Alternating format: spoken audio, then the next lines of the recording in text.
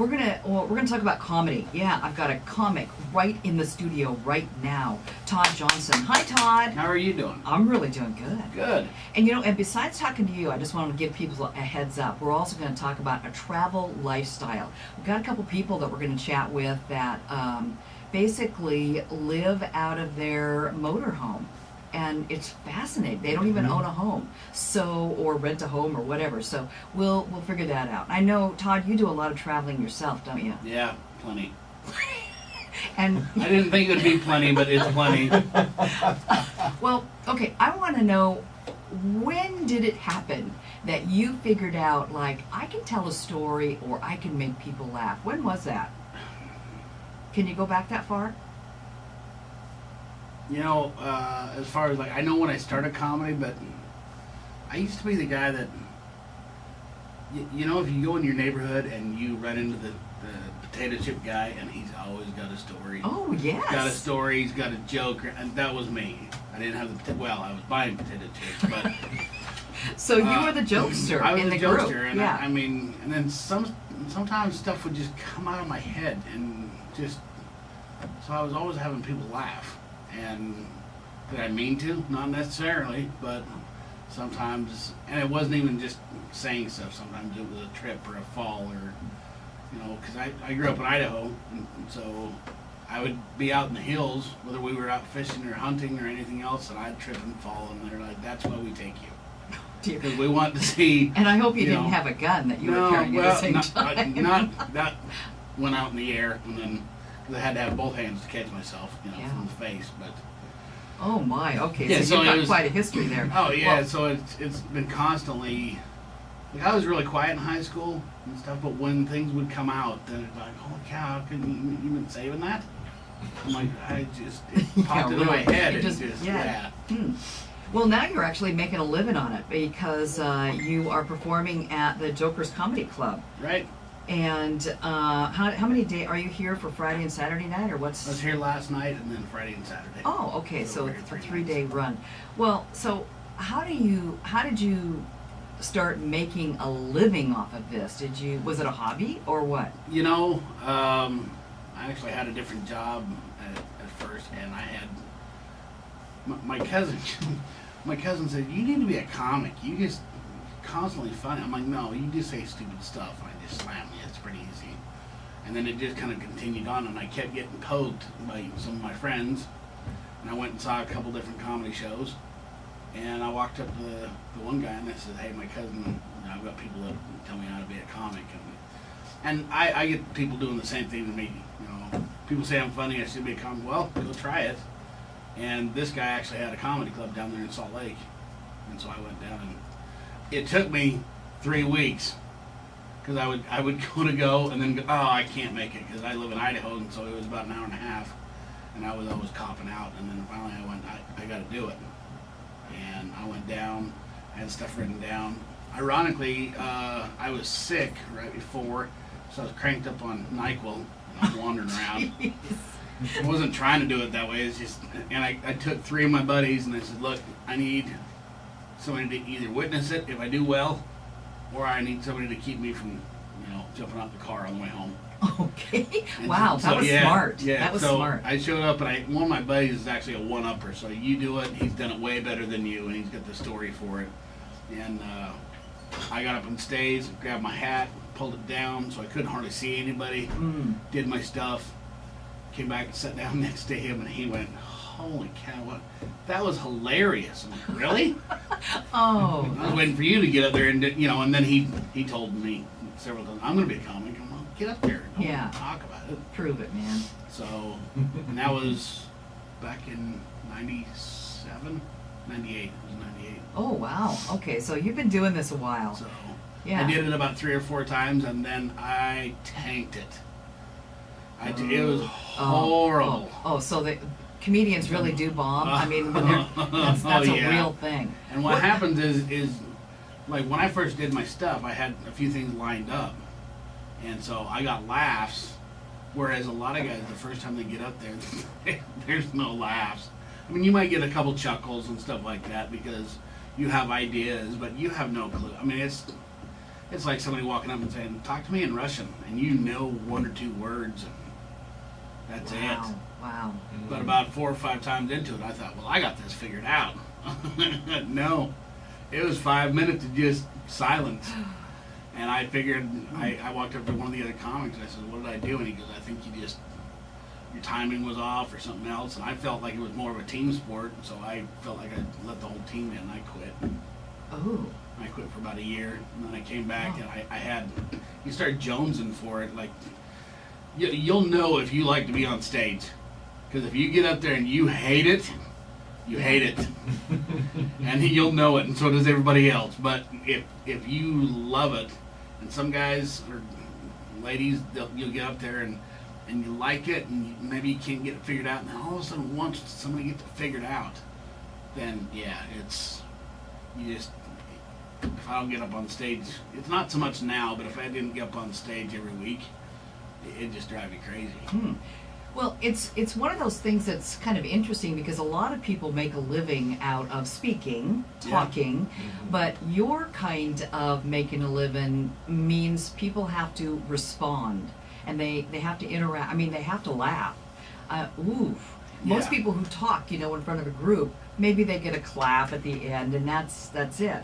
Or you're vegetables, produce, things That's like right. that. Yeah, You're tomatoes. Just on make a salad. Carrots all the hurt. time. Wow. Yeah. I'm glad somebody That else is knows tough. about carrots. But it is tough. true because, doing the jokes that I used to do, just the knock jokes or Knock jokes. I mean, Whoa. you can't even do that now, but it's just like I heard a joke the other day. I can't even think of a joke that I would normally do before doing all this stuff. But somebody told me one. They went, "Hey, do you know how you fix a hole in a pumpkin?" And I went, "No, in a pumpkin patch." But I never would have thought about that before. Okay, that's good. It That's sounds So- like a Stephen Wright joke. Yeah, it's Yeah. just I find him hilarious, Oh. and his style is so different than mine. Because Deadpan. I cannot do his style, but I love to watch that writing, and it's really clever. So do you buy jokes or are they all yours? I don't buy jokes, but every once in a while I have somebody that I'll bounce stuff back off, and they'll come up with a tag for me, or they'll help me structure it and stuff like that. I've got buddies that do buy jokes, but they're a lot further up. Yeah.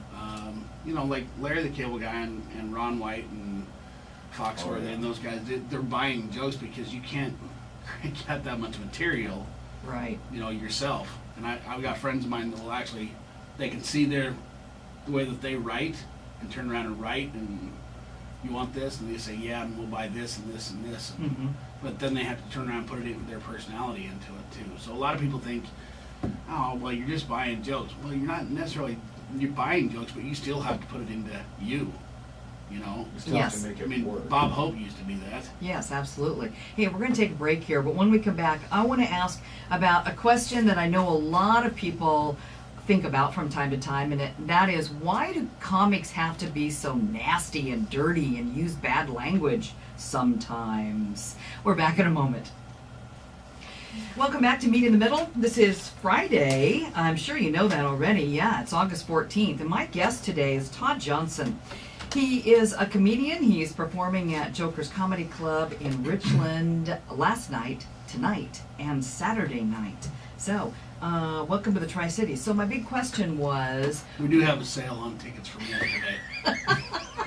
Okay. Yeah, that's good. It's 2 for 1. Oh, dear. Oh, boy. Did you have very many people there last night? Anytime I come up here, Thursdays is a little light, but it's always a fun crowd. Oh, good. And they're always pretty quick. I mean, you get a couple people that just stare at you, and I'm like, I don't know if you was thinking this was a movie, or if we can back it up so you can catch on some of the stuff, but, it's fun to watch some of those people just stare at you like, I don't know if you speak English, but I hope some of this gets to you. That would be kind of fun to be on your side, but still, there's always, from what you said before, man, there's a lot of pressure. A lot of pressure. Well, and you kind of learn how to deal with some of that stuff. Like when I was younger, as a comic, or I guess I'd be younger both, but yes. It's interesting because you do something and you watch the crowd just stop. And you think, oh, I lost them and I will never get them back.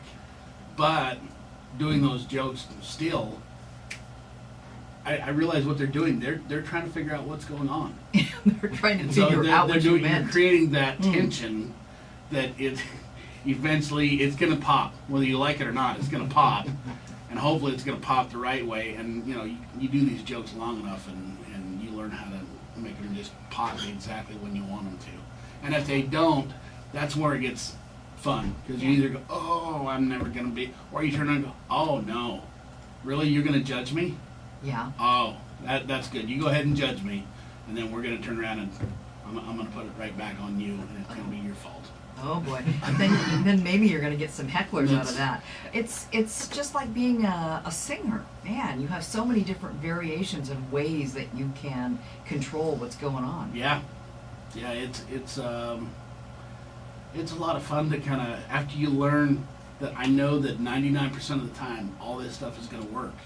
And you can pull and push and do something or hold. So sometimes that's fun to turn around and just kind of hold.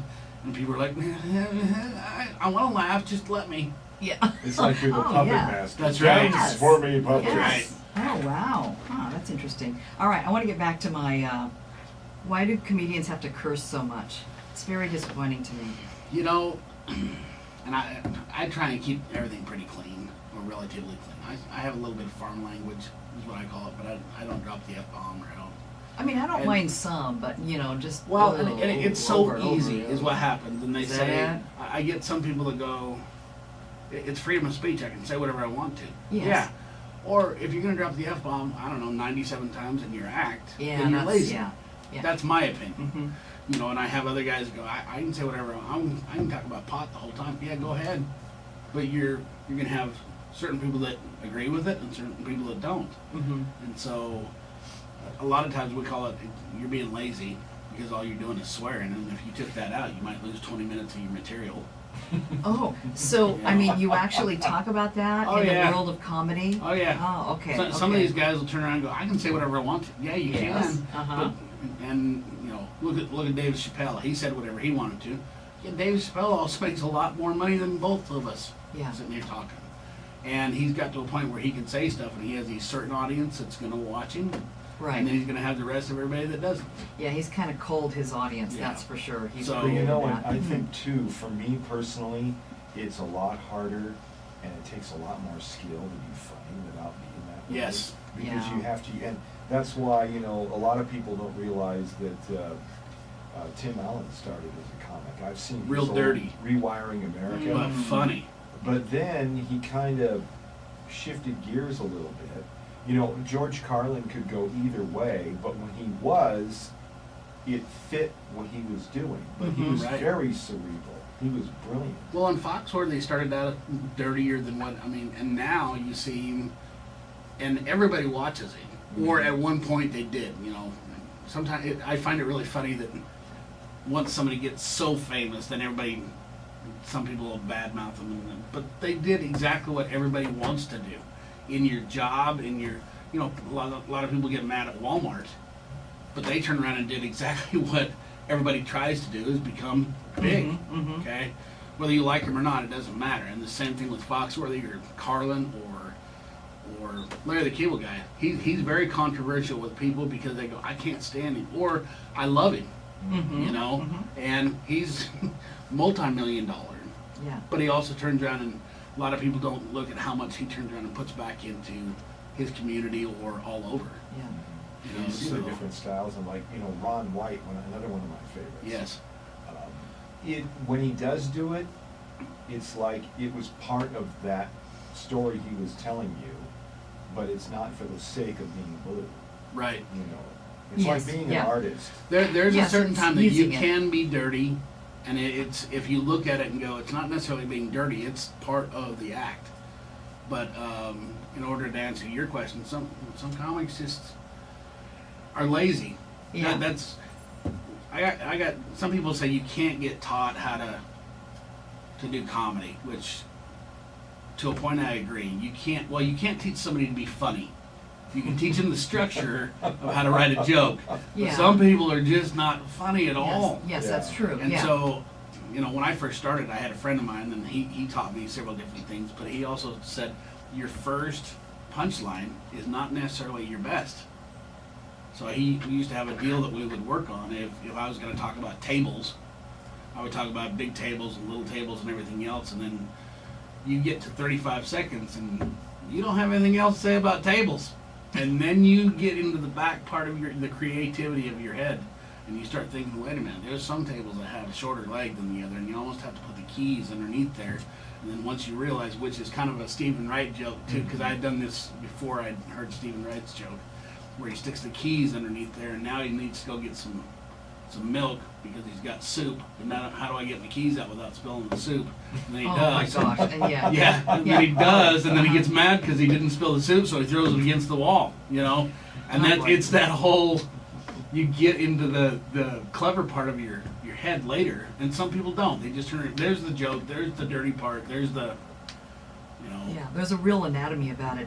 Hey, here's our phone number in case you want to call and give Todd some, I don't know what, piece of your mind, I guess. Yeah, go ahead and give me. Maybe he can read off of that. Yeah. That number is 547-8726. We can have our own hecklers, you know, from this point of view. Hey, so who are some of your favorites that are like today that you go out of your way to listen to, watch on the internet, go catch one of their concerts or whatever?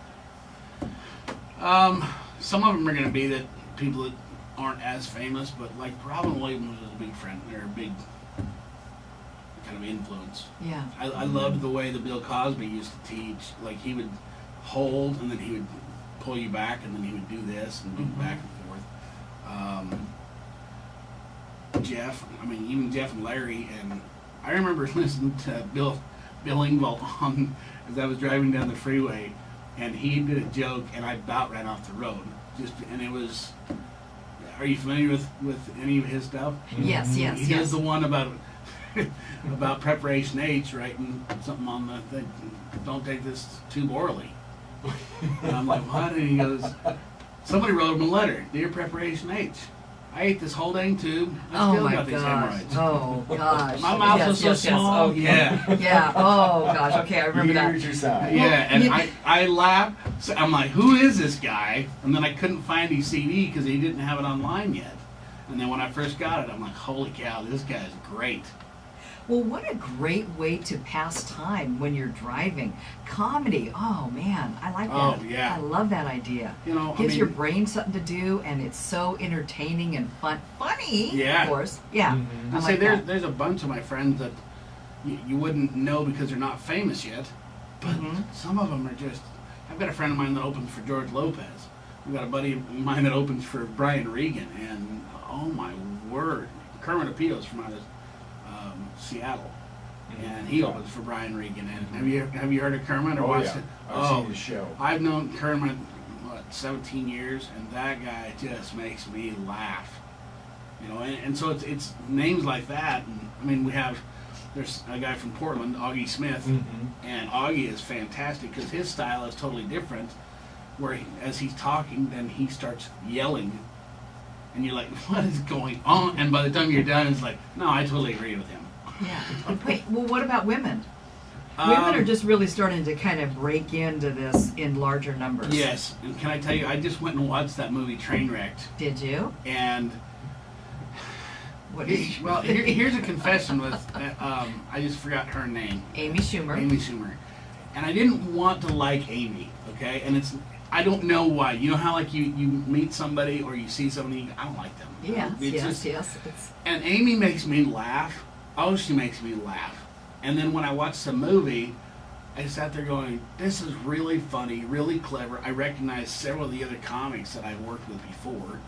And I really liked the movie because it was very funny, but it was very clever. And it was written like a really good movie. Does that make sense? yes. Yeah.